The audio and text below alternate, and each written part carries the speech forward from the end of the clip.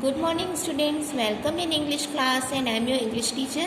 Let's start our English book, English Waves. So open students page number 9. Your first chapter is The Scholar's Mother Tongue. Do you know what is the meaning of the Scholar's Mother Tongue?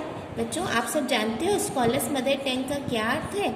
मतलब scholars का मतलब होता है विद्वान या पंडित, ठीक है, और मदर टंग का मतलब होता है मातृभाषा, मतलब विद्वान की मातृभाषा। तो चलिए बच्चों स्टार्ट करते हैं। इस कहानी के अंतर्गत आप सबको कुछ ऐसी कुछ इंटरेस्टिंग ऐसी बातें बताई गई हैं जिससे सुनकर आप सब हैरान हो जाएंगे। तो स्टार्ट करते हैं story the scholars mother tongue. Akbar, the great emperor, had a wise man named Birbal in his court. बच्चों अकबर जो एक महान शासक था, he had a wise man named Birbal in his court. उसके राज दरबार में, उसके राज्यसभा में एक ईमानदार आदमी था जिसका नाम बिरबल था। Birbal had a very sharp mind. Birbal के पास बहुत तेज दिमाग था।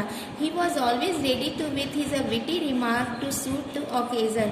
और वह हमेशा अवसर के अनुसार परिहास युक्त यानी मतलब बच्चों सरस यानी मतलब होता है ना कॉमेडी टाइप का युक्ति देने में, टिप्पणी देने में वो हमेशा तैयार रहता था।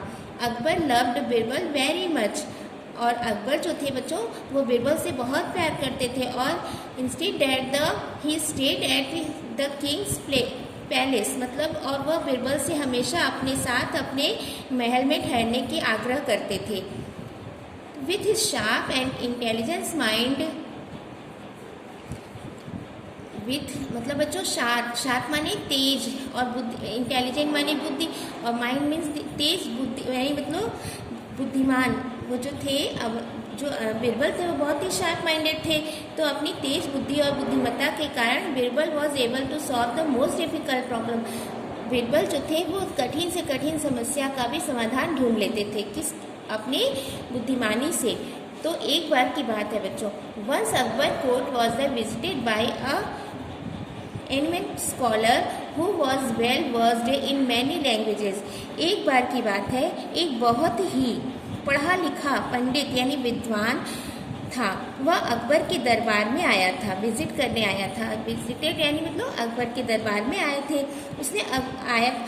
उसने he challenged everybody in the court that he could answer any question in any languages. उसने अकबर को और वहाँ की सभी दरबारी थे उन सबको एक चैलेंज दिया। लिखा है ना, challenge everybody in the court that he could answer any question in any language. मतलब अगर राज दरबार में कोई भी दरबारी उन्हें किसी भी भाषा में वो प्रश्न करेगा तो वह उसका उत्तर दे सकता है। Since he would never queries in whichever language he was asked, nobody could guess his mother tongue। सभी दरबारियों को चुनौती दी गई कि वह किसी भी भाषा में उससे प्रश्न पूछ सकते हैं और वह उसके उत्तर देने में समर्थ है। यानी बच्चों उसे सभी प्रश्नों के उत्तर आते थे, वो चाहे वो किसी भी लैंग्वेज में हो। जो विद्वान था ना वो बहुत ही जानकार, उसे बहुत ही सभी भाषाओं की जानकारी थी, चाहे वो किसी भी भाषा हो, सभी भाषाओं की उसे बहुत अधिक जानकारी थी। तब उसने सारे प्रश्नों के उत्तर दे दिए। जितने भी राज दरबार में दरबारी लोग बैठे थे वे अलग अलग भाषाओं में उन्हें उससे प्रश्न पूछता था और वे सारे भाषाओं में वह उसे उत्तर दे देते थे। कोई भी उसके तब जो विद्वान था उसने कहा कि मैं तो सारी भाषाएं बोल सकता हूँ, तो क्या कोई इस दरबार में ऐसा है जो मेरी मदर टंग को पहचान सकता है? तो फिर एक दिन क्या हुआ, one day the emperor and the scholar were strolling in the royal garden. एक दिन जो महाराज थे वो अपने शाही बगीचे में विद्वान के साथ टहल रहे थे। स्ट्रोलिंग माने मतलब टहलना या सैर कर रहे थे। सडनली अचानक the scholar challenge the emperor. He said your highness. अचानक से जो विद्वान था उसने महाराज को एक चैलेंज किया। उसने कहा, your highness Maharaj, by tomorrow your courtiers should tell me what my mother tongue is. क्या आपके दरबार में कोई ऐसा है जो मेरी मदर टंग को पहचान सकता है या फिर बता सकता है कि मेरा मदर टंग क्या है, यानी मेरी मातृभाषा क्या है। If they fail to do so, यदि वे ऐसा करने में फेल हो जाते हैं, नहीं बता पाते हैं, I shall assume that there is no one in your court of wise as me. तब मैं समझ जाऊंगा कि आपके दरबार में कोई भी ऐसा व्यक्ति नहीं है जो मेरे जैसा बुद्धिमान हो। When everyone in the court expressed his inability to judge the scholar's mother tongue, बच्चों फिर क्या हुआ पता है? अगले दिन राज दरबार में विद्वान के मदर टंग को पहचानने में तथा उसका सही निर्णय करने में सभी दरबारी अयोग्य हो गए। मतलब वे उसके मदर टंग को नहीं समझ पाए और नहीं बता पाए। फिर अकबर टर्न्ड टू बिरबल, फिर अकबर ने बिरबल की तरफ देखा।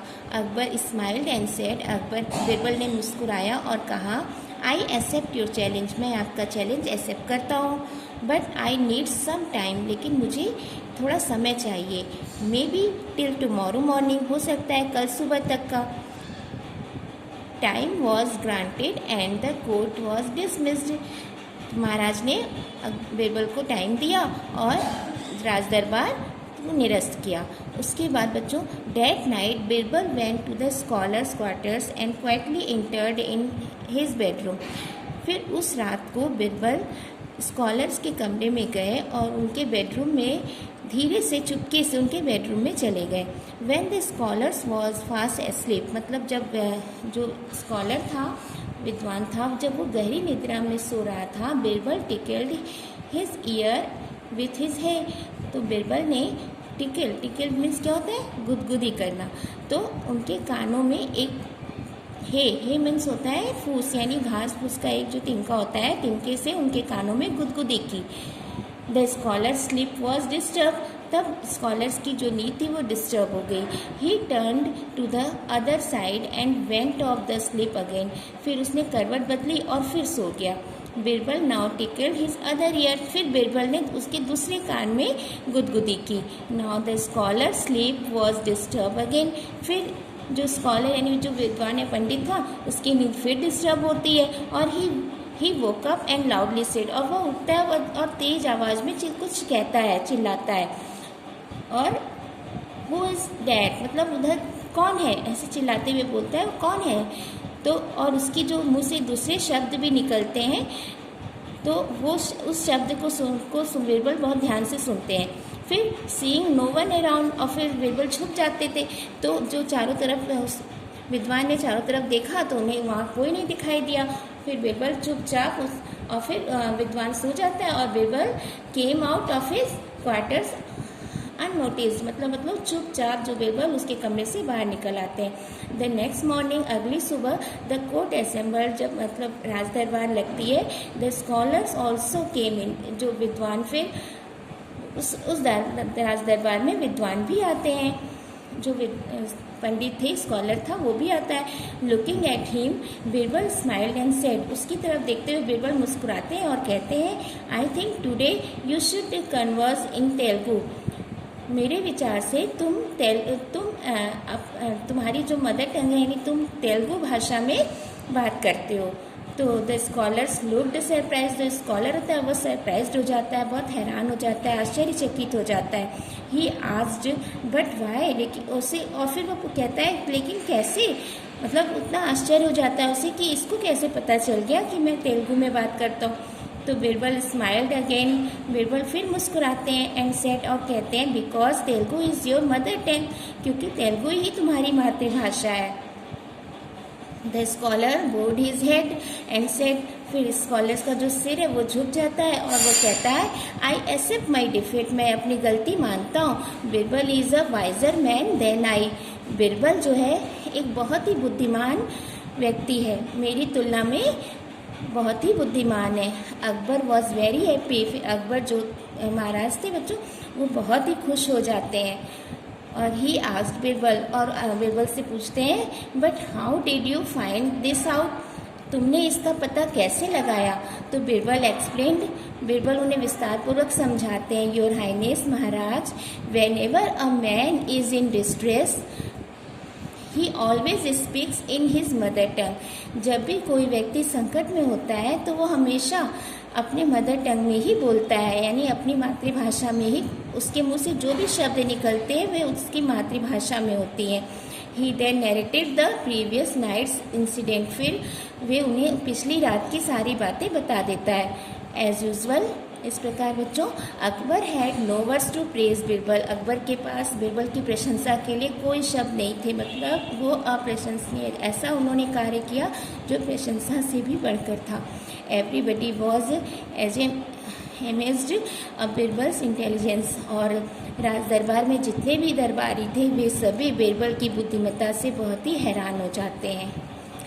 तो देखा बच्चों, अकबर और बिरबल कि इस कहानी में आप सब ने क्या देखा कि एक अगर अपनी सूझबूझ और बुद्धिमानी से किसी भी चीज़ का पता लगाया जाए तो वह बहुत ही आसान हो जाता है। ओके बच्चों, थैंक यू।